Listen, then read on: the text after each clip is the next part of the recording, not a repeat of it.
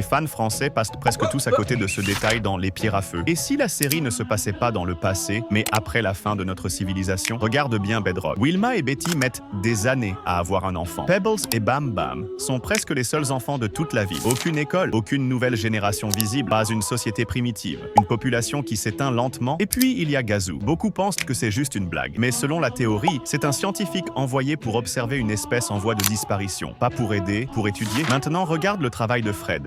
Il dit qu'il travaille dans une carrière, mais ce qu'il extrait a des angles parfaits, des structures droites, des supports métalliques, des étages effondrés et alignés. Ce ne sont pas des roches naturelles, ce sont des ruines, les restes d'anciens gratte-ciel.